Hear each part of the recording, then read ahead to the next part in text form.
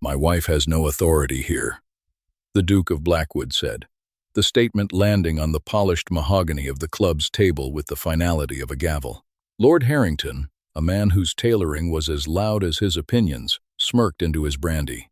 "Of course not, Alistair. Why would she? A marriage of convenience is just that.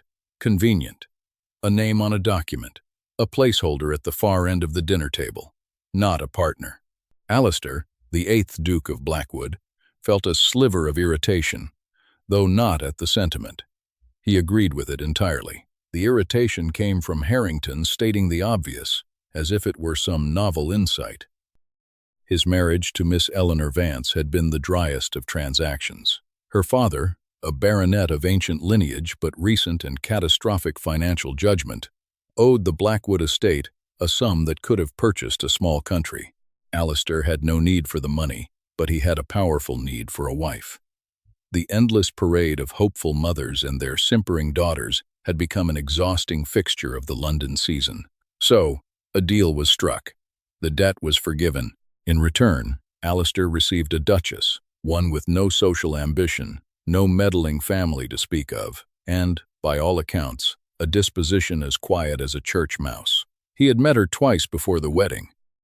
Once, a stiffly formal interview in her father's decaying library, where she had answered his questions with a quiet, "Yes, Your Grace," or "No, Your Grace," her eyes fixed on a point somewhere over his shoulder.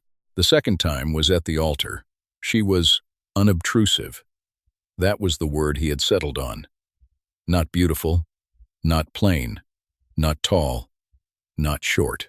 Her hair was a middling brown, her eyes a shade of gray that seemed to absorb the light rather than reflect it. She was a vessel for the title he was bestowing, a necessary component for the continuation of his line. Nothing more. "Precisely," Alistair had replied to Harrington, swirling the amber liquid in his glass. "The staff answer to my steward, Mr. Finch. Finch answers to me. The Duchess will have her household allowance and the running of her personal affairs, the estate, the staff, the very rhythm of Blackwood Manor that remains mine." He believed it utterly. He had constructed his life with the same dispassionate logic he applied to his investments. Everything had its place, its function, its clearly defined sphere of influence. His new wife's sphere was to be vanishingly small. He did not know, could not have known, that at that very moment, his entire staff already answered to her. It had not begun with a command. It had not begun with a single, grand gesture of authority. It had begun with a cough. 2 days after their arrival at Blackwood Manor, a sprawling edifice of granite and history, Eleanor had been taking a solitary walk through the ground-floor corridors. She was not exploring so much as assessing. The house, like her husband, was imposing, well-maintained on the surface, but with a cool, impersonal air. It was a masterpiece of order, but it lacked a pulse. As she passed the servants' passage leading to the kitchens, she heard it. A dry, hacking cough, followed by a wheezing gasp for air. She paused, her hand resting on the cold marble of a Roman bust. The coughing subsided, replaced by the low murmur of voices. She did not sweep into the kitchens to investigate. That was not her way. Instead, later that afternoon, she requested a meeting with Mr. Finch, the butler. A man so upright he seemed carved from the same oak as the grand staircase. He had stood before her in the morning room, his expression one of perfect, professional neutrality. He was awaiting her instructions regarding stationery or perhaps the airing of her trousseau. "Mr. Finch," she began, her voice soft, yet carrying a clarity that demanded attention. "I happened to be passing the kitchens earlier. I believe I overheard one of the younger maids, a girl with very bright red hair, coughing rather severely." Finch's posture did not change, but a flicker of something surprise, respect, moved in his eyes. "That would be Annie, Your Grace. She has been suffering a chest ailment." Lest. "Has Dr. Hemlock been summoned? His Grace does not generally approve of the expense for the junior staff, unless the matter is grave." Finch delivered the information without judgment. It was simply a fact of the household. Eleanor looked at the porcelain shepherdess on the mantelpiece. A lung fever is always grave, Mr. Finch, and it has a tendency to spread. It would be a most inefficient outcome were half the kitchen staff to fall ill. She paused, then met his gaze directly. The cost of one visit from the doctor is significantly less than the cost of a diminished household. Please see that he is sent for. Place the expense under the heading of General Household Maintenance. She had turned a matter of compassion into one of cold, irrefutable logic. She had spoken her husband's language.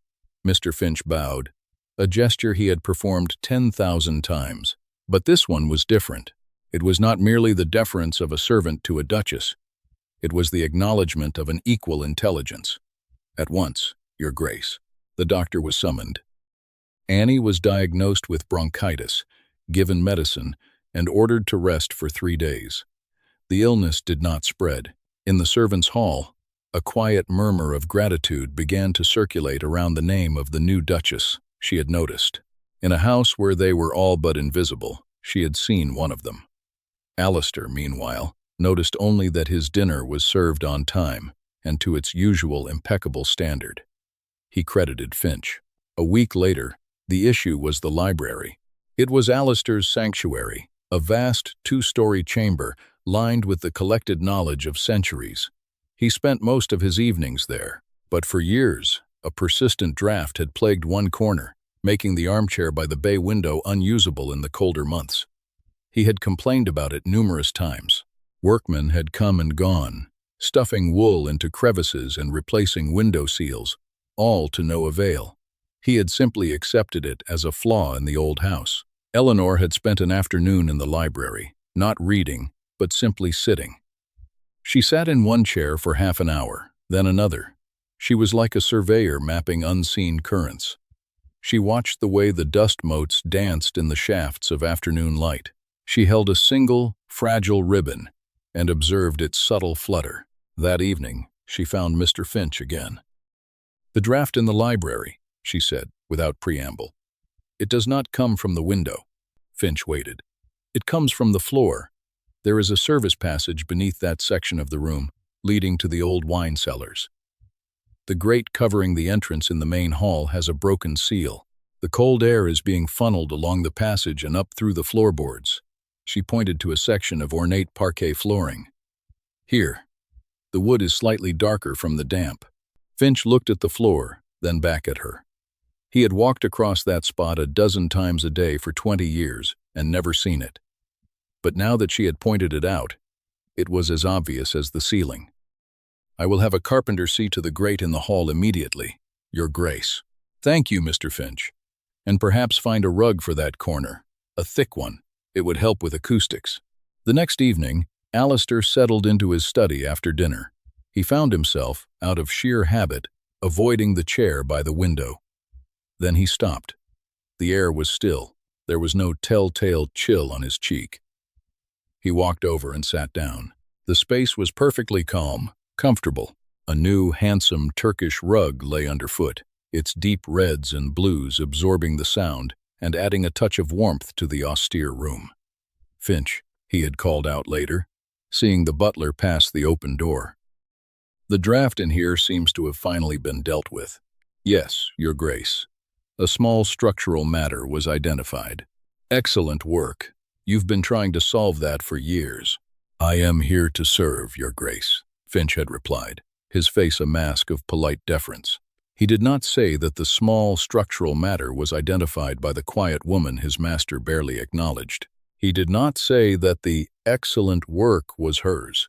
It was not his place, but he knew. And in the intricate, unseen hierarchy of the household, a new center of gravity was beginning to form. The staff began to understand. Problems that had been intractable for years were suddenly, quietly solved. The persistent squeak on the third-floor landing was traced to a loose floorboard 2 rooms away. The smoky downdraft from the drawing-room fireplace was fixed by having the chimney pot angled differently. The mystery of the disappearing silver spoons was solved when the Duchess noticed a young footman's pockets were weighted in a peculiar way and suggested to the housekeeper that his family might be in dire straits. The spoons were recovered, and the boy was given work in the stables, where his wages could be honestly earned without temptation. Eleanor never gave a direct order to anyone but Finch, and even then, her orders were framed as suggestions, as logical necessities. She did not seek authority. She simply observed, understood, and acted. The staff, in turn, gave her their loyalty, a currency far more valuable than the obedience Alistair commanded. They began bringing their problems not to the housekeeper or even to Finch, but to the Duchess's lady's maid, to be passed on to a higher, more effective authority. They answered to her because she saw them.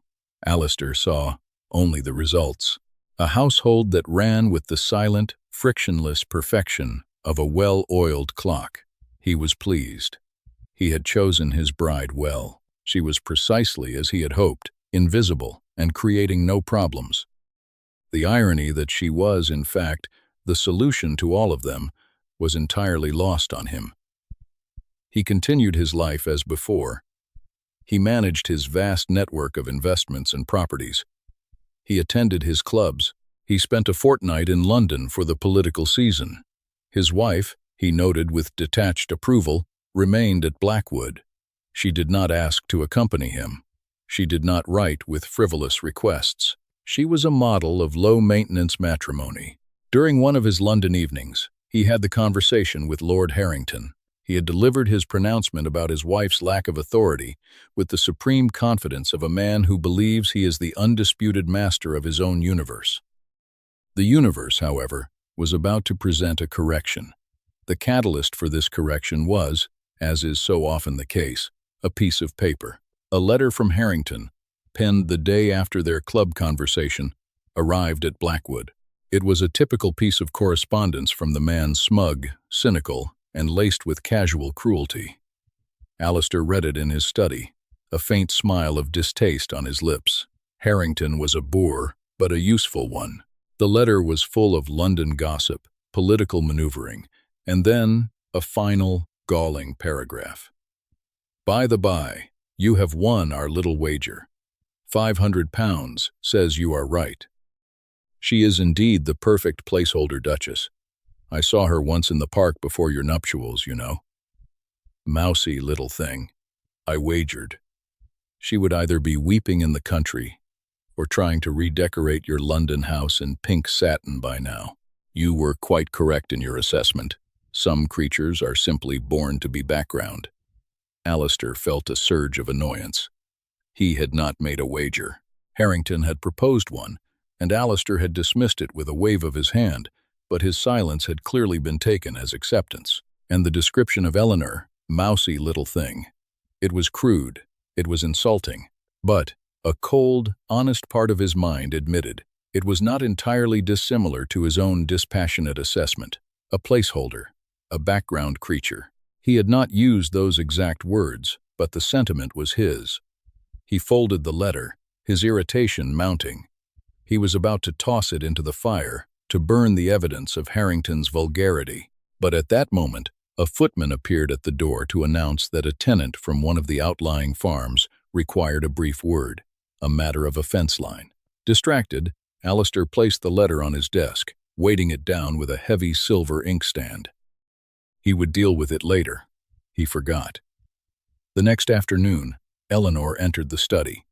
It was a room she rarely visited when he was in residence, but Alistair was out inspecting the north woods. The air in the room was stale. She opened a window to let in the scent of rain-washed earth and newly mown grass. She had taken it upon herself to dust the more delicate objects on his desk, as she had noticed the housemaids were afraid of disturbing his papers. It was a small, quiet act of care, one of many she performed without acknowledgement. Her feather duster traced the intricate carving of the inkstand. She lifted it to dust beneath. And there it was, the letter. It was not sealed. It was folded, but lay open enough that the final, damning lines were visible. Placeholder Duchess, mousy little thing, born to be background. Eleanor went very still. The duster hovered in her hand. The world did not shrink or blur. There was no hot surge of tears, no gasp of pain. Instead, there was a profound and dreadful clarity. It was as if she had been walking through a fog, believing it to be the natural state of the world, and suddenly, a harsh, cold wind had blown it all away, revealing the bleak and barren landscape she truly inhabited. It was not a shock. It was a confirmation. She had known, of course, the nature of their marriage. She was not a fool. It was a transaction, a bargain to save her family from ruin and disgrace. She had accepted her role with the same pragmatism she applied to everything. She would be a good duchess. She would run his home with flawless efficiency. She would be dignified, discreet, and loyal. She would earn her place through competence. She had thought, perhaps, that in time, competence might earn a measure of respect. But this letter was not about the transaction. This was about contempt, his contempt.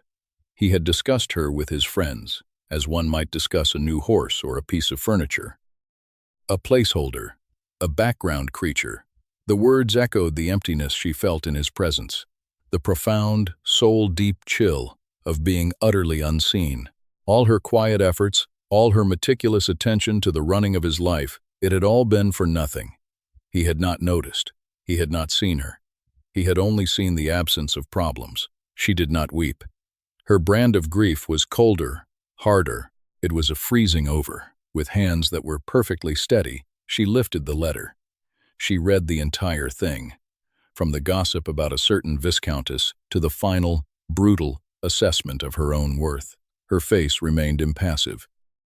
Then, with precise, deliberate movements, she folded the letter back along its original creases. She did it with such exactitude that the paper seemed to want to return to its shape. Then she added a new crease, a sharp, definitive line down the center, a fold that was not there before, a mark of her knowledge. She slid the letter back under the inkstand, exactly where she had found it. She picked up her duster.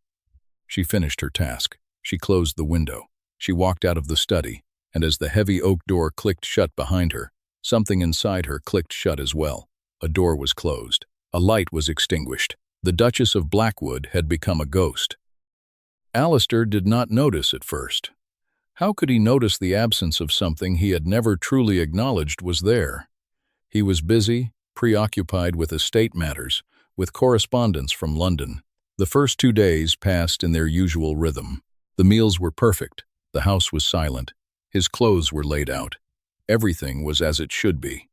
And yet, it was not. The first crack in his oblivious facade was the silence. The house had always been quiet, a testament to its efficient management. But this was a different kind of quiet. It was a hollow quiet, a dead quiet. He realized, on the 3rd day, what it was. The music had stopped. Eleanor was a gifted pianist. He had discovered this by accident one evening, passing the music room and hearing a complex piece by Scarlatti being played with a precision and passion that had made him pause in the hallway. He had peered in. It was her back straight, her focus absolute. When she had finished and noticed him, a faint blush had crept up her neck, and she had closed the piano lid, murmuring an apology for the noise. He had told her, with a touch of surprise, that it was not noise at all, and she should play whenever she wished. And she had. Often in the late afternoons, the gentle, intricate melodies would drift through the vast house, a subtle living pulse in the granite and oak. He had found it pleasant, a civilized sound. Now there was nothing. The music room remained perpetually closed. The silence it left behind was unnerving. Then he began to notice other things, an accumulation of small, unsettling absences. She no longer joined him for breakfast. He had always taken his breakfast in the small dining room, reading the papers. She had always been there, at the other end of the long table, a silent but constant presence. Now, her place was empty. The silver was laid, the cup was waiting. But she never appeared. When he inquired of a footman, he was told, "Her Grace prefers to take a tray in her rooms, Your Grace." He felt a prick of annoyance. It was a break in routine. It was inefficient. At dinner, she was present, but she was absent. She sat across from him, a perfect porcelain automaton. She ate little. She did not speak unless spoken to, and her answers were brief, polite, and utterly devoid of content. The witty, dry spark he had occasionally been surprised by was gone. Her gray eyes were not fixed on a point over his shoulder anymore. They seemed to be fixed on a point somewhere deep inside herself, a place he could not reach. She was there, and she was not there. His study, once a place of refuge, now felt sterile. The papers on his desk were always in perfect order, but no one had touched them. The faint scent of lemon oil and beeswax was gone.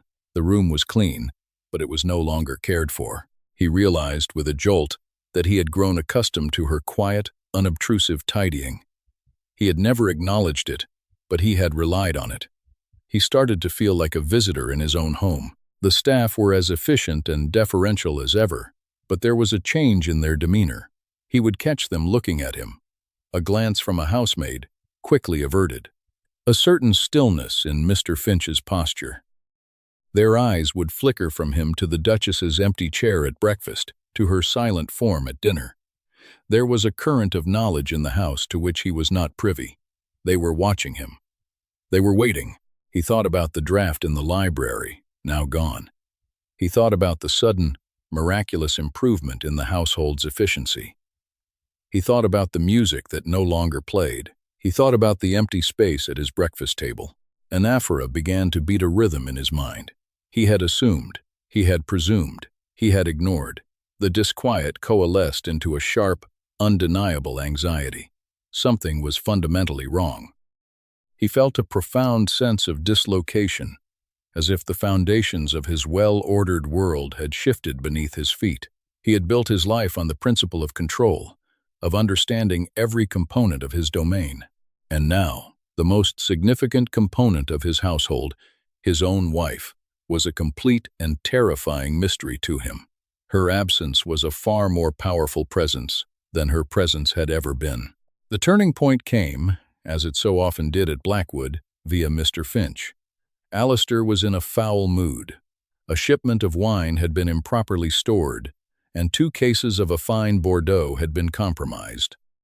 It was a minor thing, a triviality, but in his current state of unease, it felt like another sign that his world was fraying at the edges.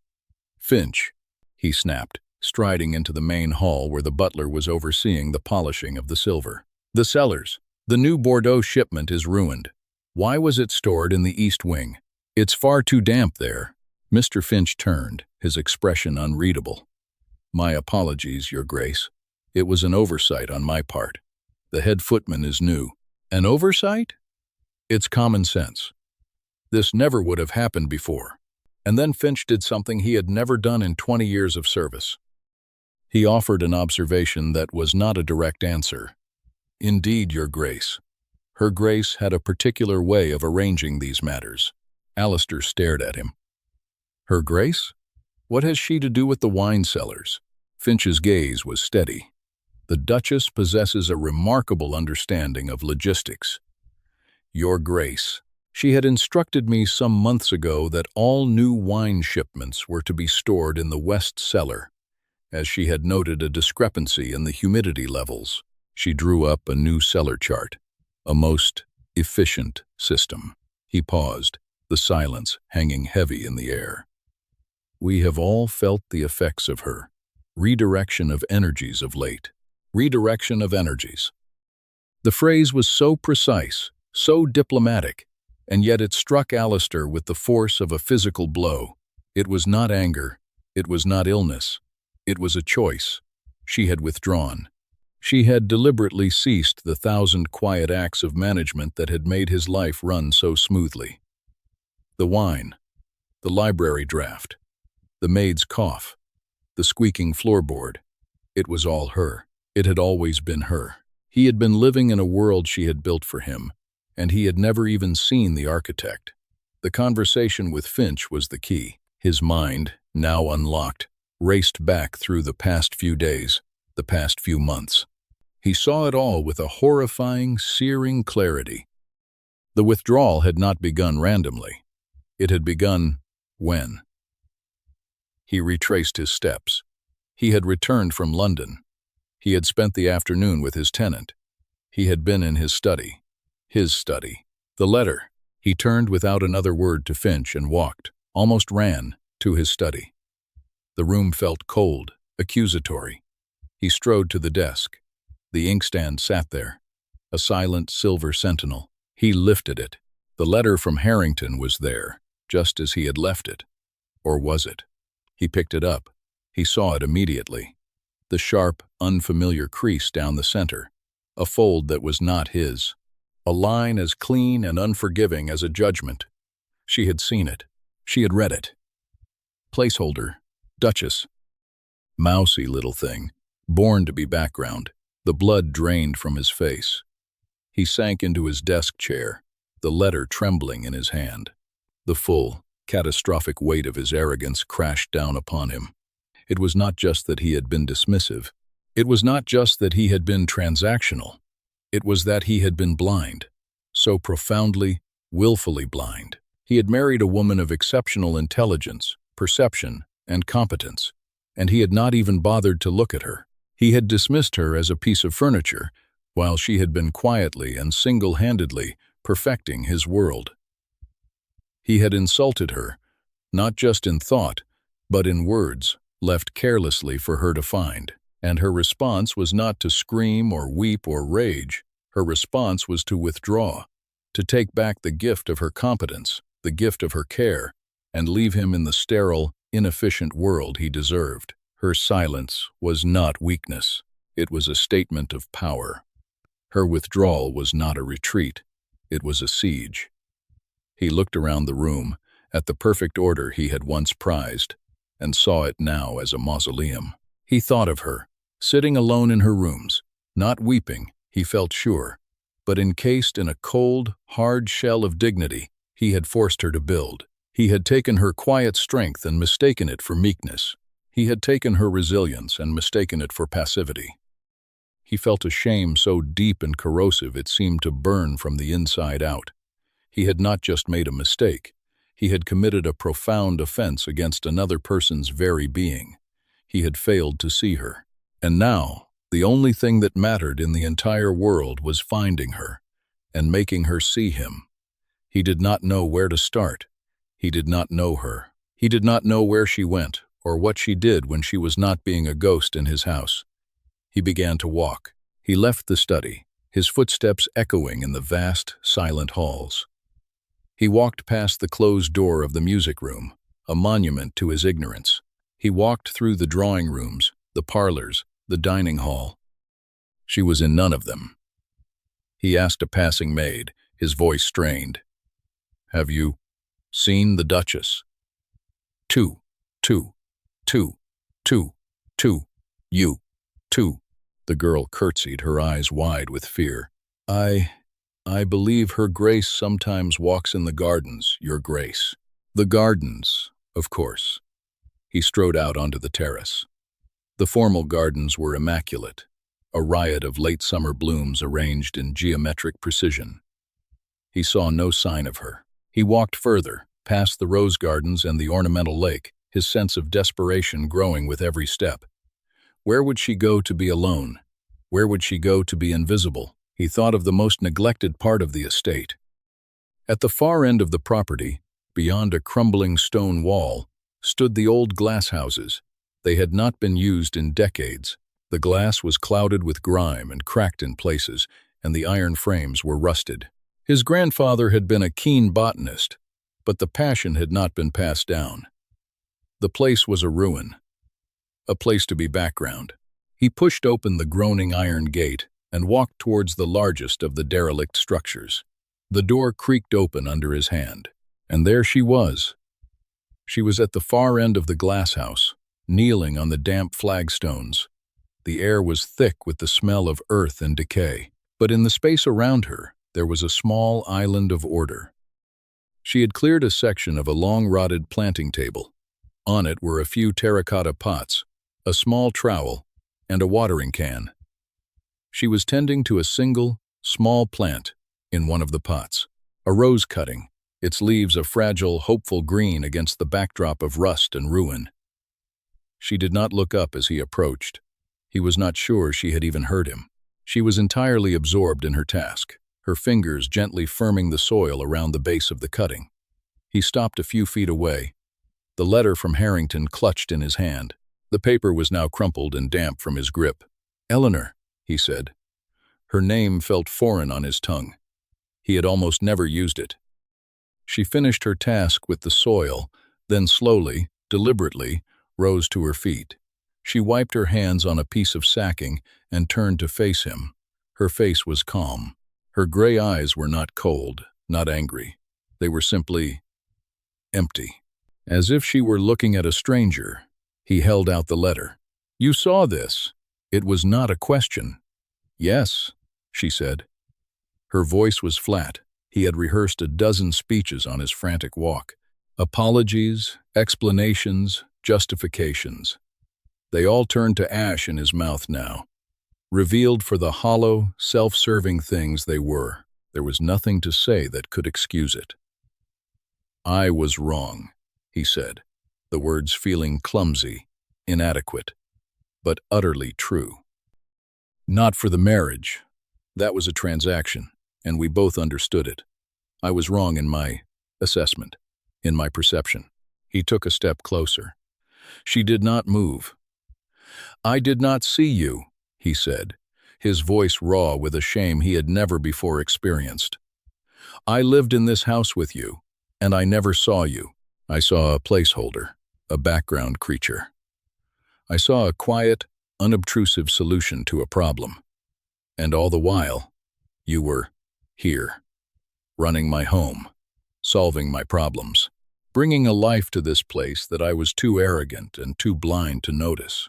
He looked from her impassive face to the small rose cutting. "I am a fool, an arrogant, blind fool. And I have insulted you in a way for which I cannot properly apologize." He crushed the letter in his fist. This is filth. Harrington is a man of no consequence. I have already written to him.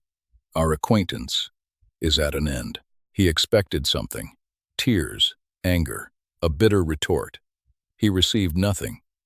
She simply watched him, her expression unchanging. The silence stretched, broken only by the drip of water from a cracked pane of glass.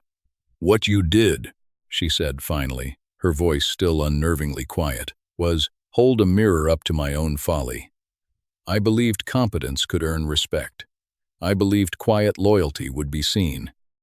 I was wrong." "No," he said, stepping closer still, his voice urgent.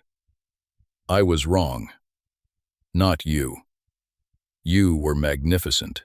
You were brilliant and capable and kind, and I looked right through you." He stopped before her, so close he could see the faint smudge of dirt on her cheek. "I don't ask for your forgiveness. I have no right to it. I don't know what I am asking for. A chance, perhaps. A chance to see." Eleanor looked at him for a long moment. She saw the genuine anguish in his eyes. She saw the self-loathing. It was real. But a wound so deep could not be healed with a single, desperate speech. Trust, once shattered, was a delicate thing to rebuild. It was like her rose cutting, it needed time and the right conditions to grow new roots.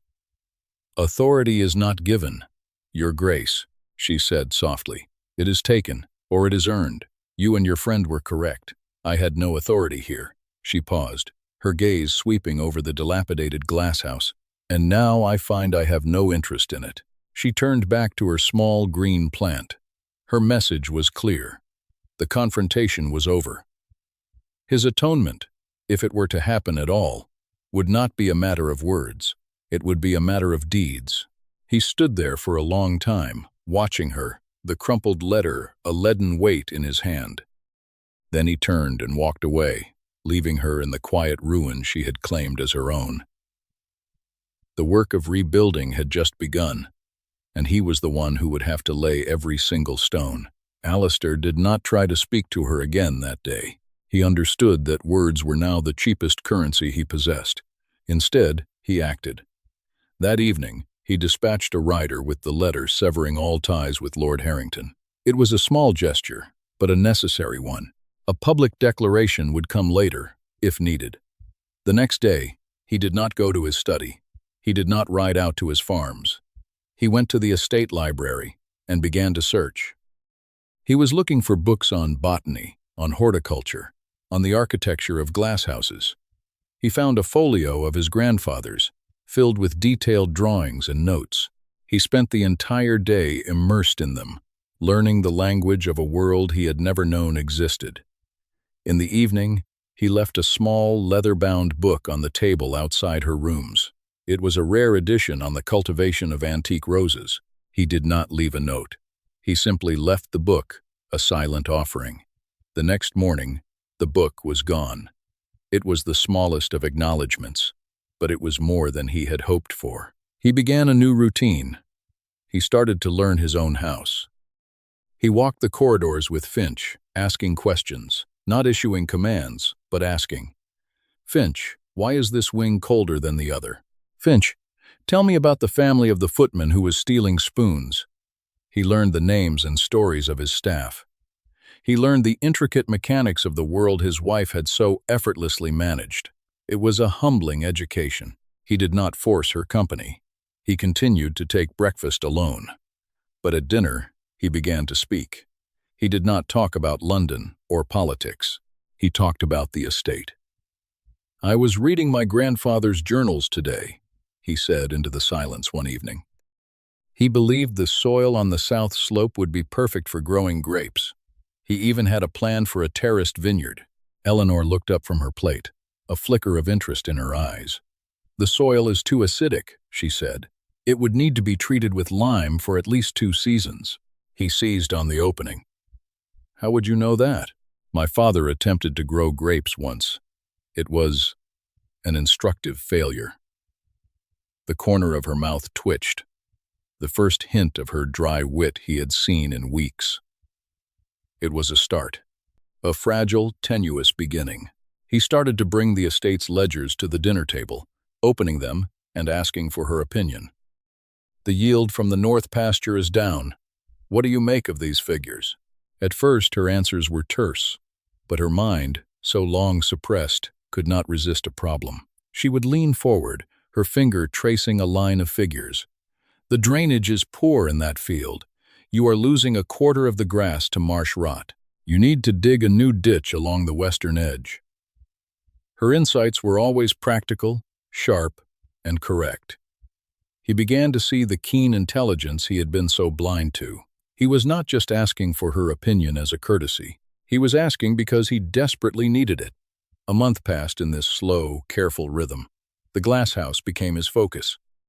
He hired workmen, not to take over, but to work under his direction. He was there every day, clearing debris, replacing broken panes of glass, repairing the rusted ironwork. He learned to glaze windows, to mix mortar. His hands, once accustomed only to papers and rains, became calloused and stained with work. Eleanor watched from a distance. She never came to the glasshouse while he was there, but she saw the progress. She saw the structure slowly returning to life. She continued to tend her small collection of plants, which had now grown to 12 pots, moving them to a newly repaired section where the sun was strongest. They worked around each other, 2 planets in a careful, silent orbit. The external test of their fragile new dynamic came in the form of a letter from Eleanor's cousin, a grasping, opportunistic man who had been circling the remnants of her father's estate. The baronet had finally passed away, and the cousin was making a spurious claim on the family home, arguing that the dowry agreement with Alistair had invalidated Eleanor's inheritance. He brought the letter to her, not in the dining room, but to the door of the glasshouse. She was inside, her figure silhouetted against the afternoon light.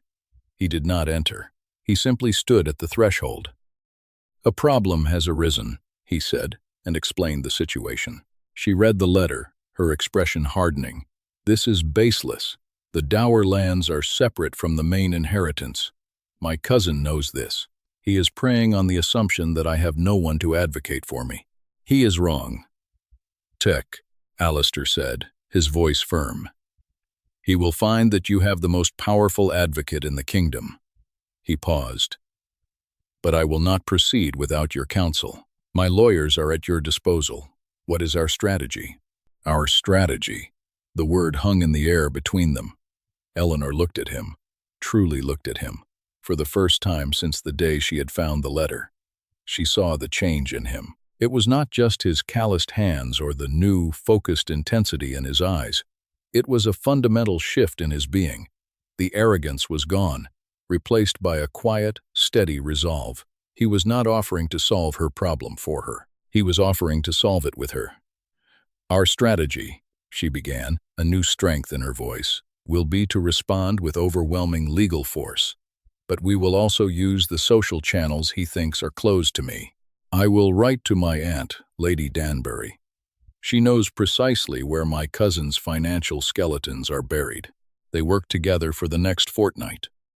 Days were spent with lawyers, poring over documents.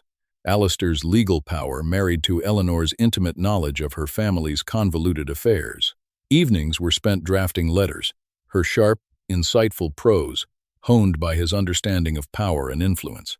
They were a formidable team. The matter was resolved swiftly and brutally. Faced with a legal armada from the Duke of Blackwood and the threat of social ruin from Lady Danbury, Eleanor's cousin retreated in humiliating defeat. That evening, after receiving the news of their victory, Alistair found Eleanor in the music room. The piano lid was open. She was not playing, simply running her fingers over the cool ivory keys. He did not speak. He walked over to the fireplace and lit the fire, warding off the autumn chill. He then sat in a chair near the windows, content to share the silence with her. After a long time, she began to play. It was not the complex scarlatti of before. It was a simple, haunting melody by Chopin, a nocturne filled with a sense of quiet, poignant resolution. The music filled the room, filled the house, filled the empty spaces between them. It was a sound of healing. When she finished, he did not applaud. He simply said, "Thank you." She turned on the piano bench to face him. The reserve in her eyes had melted away, replaced by a clear, steady gaze. The wall between them had finally, truly come down. He knew this was the moment. He went to her, kneeling on one knee before her, taking her hand in his. It was a gesture of fealty, a duke kneeling to his duchess. "I don't just admire you, Eleanor," he said, his voice thick with emotion. "I don't just respect you. I love you. I love you." He did not wait for a response, but pressed on, needing to articulate the truth he had so painfully learned. "I love your mind. I love the way you see the world, the patterns and details that no one else notices. I love your quiet strength, a strength I was too foolish to recognize. I love your wit, even when it is at my expense. I love the compassion you showed a kitchen maid and the ruthlessness you showed your cousin. I failed to see you, and in doing so, I almost lost the only thing in my life that has ever truly mattered." Tears welled in Eleanor's eyes, but these were not tears of pain. They were tears of release. He saw her. He finally, truly saw her. "Alistair," she whispered, her fingers tightening around his. "I believe the glass house is almost finished. Perhaps you might show it to me tomorrow." It was not a declaration of love in return, but it was something far more meaningful. It was an invitation, an acceptance, a promise of a shared future. A year later, the Duke and Duchess of Blackwood stood in the great glass house. It was no longer a ruin. It was a paradise. The ironwork was painted a gleaming white, the glass sparkled, and every table was filled with life. Roses of every color and description climbed the walls, their scent perfuming the warm, humid air. It was Eleanor's domain, a testament to her passion and Alistair's devotion. Alistair watched his wife as she explained the lineage of a particularly deep crimson, rose to a visiting botanist.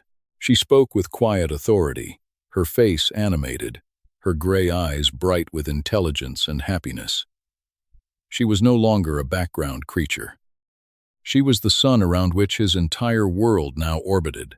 He had found that his wife did, in fact, have authority at Blackwood. She had the loyalty of the staff, the respect of the tenants, and the complete and utter devotion of its duke. Her authority came not from her title, but from her character. It had been there all along. He had just needed to learn how to see it. Later that afternoon, they walked through the gardens, her arm linked through his. She was several months pregnant, and a new, serene joy had settled upon her. "Lord Harrington is in town," Alistair mentioned, his tone casual. "I saw him at the club yesterday. He crossed the room to avoid me." Eleanor smiled. "Some people are simply born to be background." Alistair stopped and looked at her. Her eyes danced with the dry, brilliant wit he had fallen in love with. He threw back his head and laughed, the sound echoing through the garden. It was a laugh of pure, unadulterated joy. He pulled her close and kissed her, there in the sunlight, a public declaration of a private truth. He had entered into a transaction and found, by some miracle of grace he felt he had not earned, that he had been given the entire world. He had sought a placeholder and had found the very center of his life. The business of seeing, he had learned, was the most important business of all, and he would spend the rest of his days joyfully practicing it.